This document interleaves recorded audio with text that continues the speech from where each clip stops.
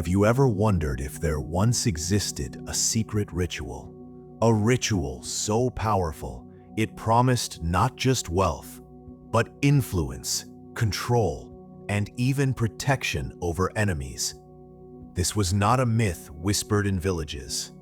It was a practice carried out in the hidden chambers of palaces, guarded by Feng Shui masters, and only revealed to the most powerful rulers of ancient China. They called it a ritual of balance and command, a forgotten ceremony that shaped destinies, decided wars, and filled the imperial treasuries with gold. For centuries, it remained a well-kept secret. And yet, over time, it was erased, hidden away from the people, almost lost forever. But history has a way of leaving traces. Fragments of this ritual survived, in scrolls, in old temples, and in the very practice of Feng Shui that continues today. And today, we are going to uncover it together. The story of this lost Feng Shui ritual takes us back more than 2,500 years, during the time of the Warring States period in China. In those turbulent years, rulers sought every possible advantage: armies, strategies, alliances, but also the unseen forces of heaven and earth. Feng Shui, already respected as the art of harmony, was believed to be more than just house placement. To the rulers, it was a weapon of destiny. Historical texts speak of Feng Shui masters invited into royal courts. These men studied the flow of energy in the land, the directions of the winds, the alignment of rivers and the stars above. They believed that wealth and power did not come by chance. They could be invited, summoned, and secured through ritual. One of these rituals, now mostly forgotten, involved a sacred alignment of space, symbols, and offerings. The emperor or king would perform it inside a specially prepared chamber, a room designed with exact Feng Shui principles, often facing the rising sun. There, he would call upon heaven's energy, Tian Qi, and earth's blessing, Di Qi, blending them with his own life force to ensure victory, prosperity, and the loyalty of his people. This was not superstition for them. To the ancient rulers, it was as real as training an army. And when done correctly, they believed wealth flowed like rivers and enemies crumbled before them. Imagine walking into a grand hall, lit not by torches, but by lanterns filled with fragrant oils. The walls were draped in silk banners marked with the bagua, the 8 sacred symbols of Feng Shui. At the center stood a polished bronze vessel, carved with dragons and phoenixes, a vessel said to hold the breath of heaven. The emperor or chosen ruler would enter in silence, dressed in robes of deep crimson or gold, colors that symbolized power and eternal life. Around him, Feng Shui masters arranged the chamber with absolute precision. Water bowls in the north to call wealth, candles in the south to awaken fame, precious stones in the west for protection, grains and rice in the east for endless harvest.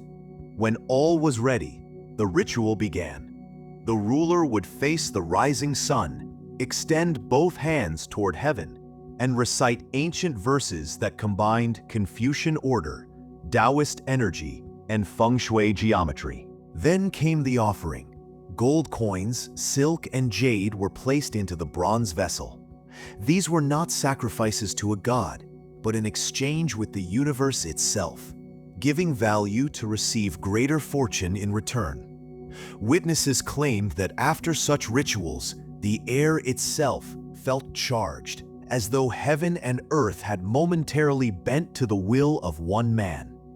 It was this ceremony, performed in secret chambers of kings and emperors, that earned the name, the Feng Shui ritual of power and wealth. At first, emperors believed this ritual was a blessing. It seemed to promise endless wealth, power, and divine favor. But soon, it became clear that this gift carried a dangerous shadow. The masters of Feng Shui warned, if performed with greed, the ritual will turn against its keeper.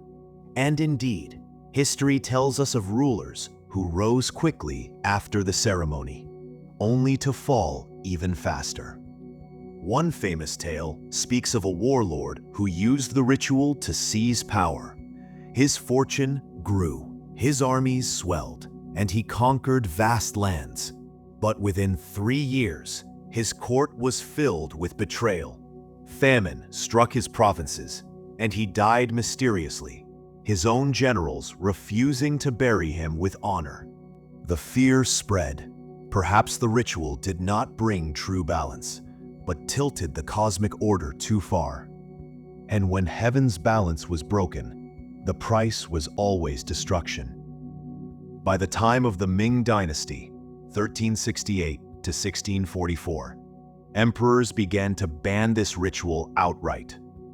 Official records were erased, scrolls burned, and Feng Shui masters who still whispered of it were silenced.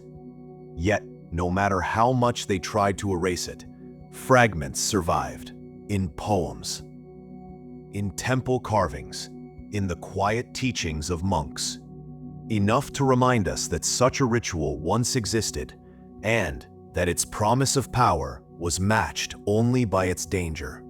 Here's the question that stirs the imagination. If the ritual was erased, could any part of it have survived? Some scholars believe yes, hidden in old monasteries, passed down in coded chants, or disguised as harmless traditions, pieces of the ritual may still live on. For example, in certain villages of southern China, elders perform secret ceremonies at midnight on the first full moon of the year. They place gold coins in bowls of water, light red candles, and chant blessings for wealth and protection. To outsiders, it looks like simple folk custom, but to trained eyes, it resembles fragments of the old forbidden practice.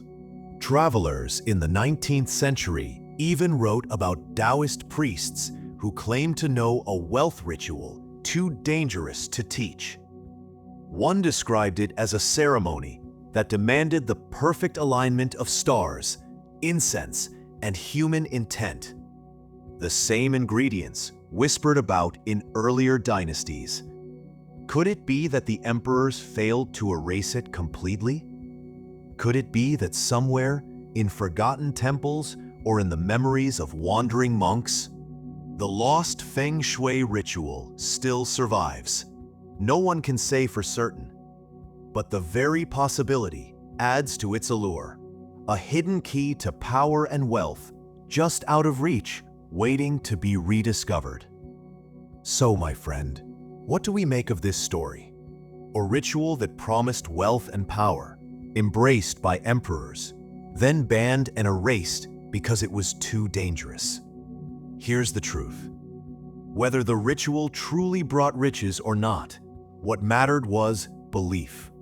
The emperors feared it because they knew that when people believe in something deeply, it can move armies, build empires, or even overthrow them. Belief shapes destiny. And isn't that what Feng Shui is really about? Not just arranging objects, not just symbols on a chart, but the power of harmony, intention, and focus.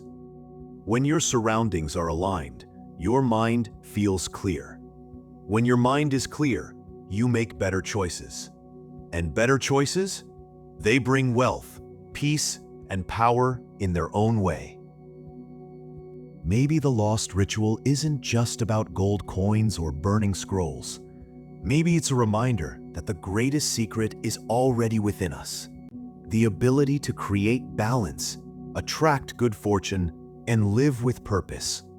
The emperors tried to erase it, but here we are, still talking about it centuries later.